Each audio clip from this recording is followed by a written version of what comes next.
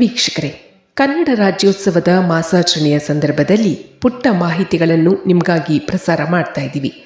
ಈ ದಿನ ಕನ್ನಡೇತರ ಗಾಯಕಿ, ಆದರೆ ಕನ್ನಡದವರೇನೋ ಅನ್ನುವಷ್ಟು ಕನ್ನಡ ಚಿತ್ರಗೀತೆಗಳನ್ನು ಹಾಡಿ ರಂಜಿಸಿರುವ ಖ್ಯಾತ ಹಿನ್ನೆಲೆ ಗಾಯಕಿ ಪಿ ಸುಶೀಲಾ ಅವರ ಕಿರುಪರಿಚಯ, ಜೊತೆಗೆ ಆ ಪ್ರತಿಭಾವಂತ ಗಾಯಕಿಗೆ ಹುಟ್ಟುಹಬ್ಬದ ಹಾರ್ದಿಕ ಶುಭಾಶಯಗಳನ್ನು ತಿಳಿಸುತ್ತದೆ ನ್ಯೂಸ್ 26. Happy birthday. 60 ಹಾಗೂ 70ರ ದಶಕದ ಕೇಳುಗರು ಈಕೆಯ ಮಧುರವಾದ ಧ್ವನಿಗೆ ಮನಸೋತಿದ್ದರು.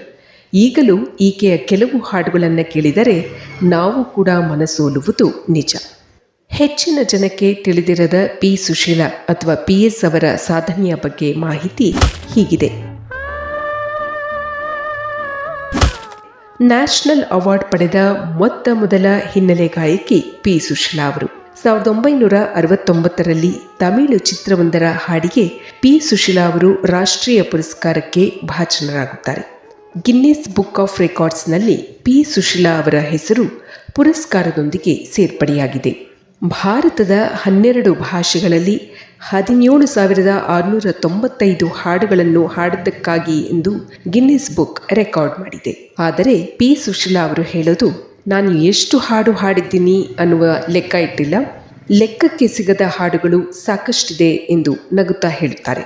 ಈ 17,000 ಹಾಡುಗಳಲ್ಲಿ ಸೋಲೋ, ಡ್ಯುಯೆಟ್ ಮತ್ತು ಕೋರಸ್ನಲ್ಲಿ ಹಾಡಿದಂತಹ ಹಾಡುಗಳು ಸೇರಿದೆ. ಏಷ್ಯಾ ಬುಕ್ ಆಫ್ ರೆಕಾರ್ಡ್ ಕೂಡ ಪಿ ಸುಶೀಲಾ ಅವರ ಸಾಧನೆಯನ್ನು ಪರಿಗಣಿಸಿ ಗೌರವಿಸಿ ತನ್ನ ರೆಕಾರ್ಡ್ನಲ್ಲಿ ಸಾಧನೆಯನ್ನು ಅಳವಡಿಸಿದೆ. ಈ ರೆಕಾರ್ಡ್ ಪ್ರಕಾರ 17,330 ಹಾಡುಗಳೆಂದು ಗುರುತಿಸಲಾಗಿದೆ.